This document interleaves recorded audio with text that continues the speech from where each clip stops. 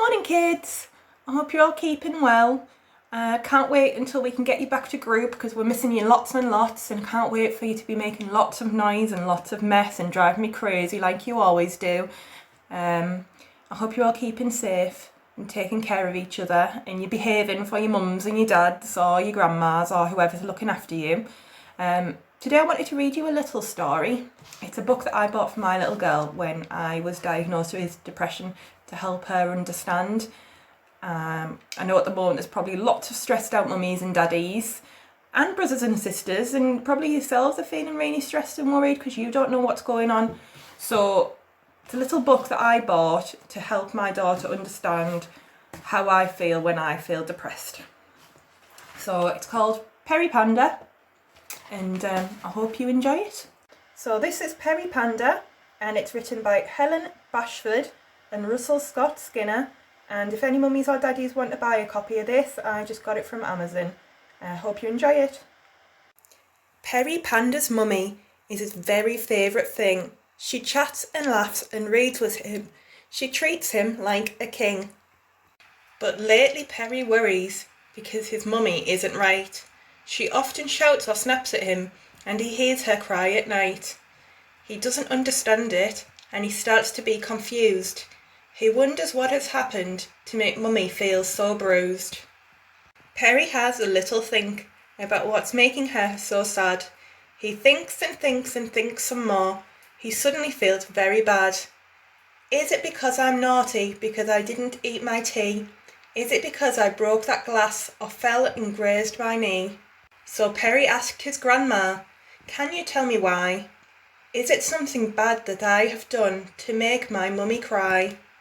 Perry Panda's grandma pulls him upon her knee. She gives him a great big panda hug. "Now listen here to me. It's not because of children if mummies are very sad. It's not because of children if mummies seem very mad. Perry, you are not naughty and you've not upset your mum. It's not your fault, it's never your fault that your mummy feels this glum.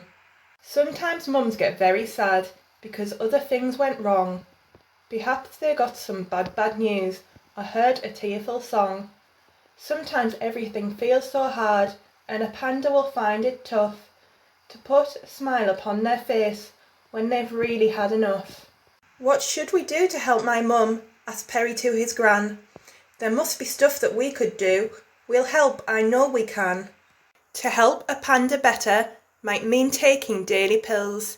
Sometimes it might be lots of sleep or running in the hills. It could be that a hospital stay will make them feel just right, but often it takes a long time. It can be quite a fight. What we can do is love your mum and let her know we care, but we cannot rush her to feel better, as that isn't really fair. So Perry has a little think about what he could do to help. He thinks and thinks and thinks some more. He lets out an excited yelp.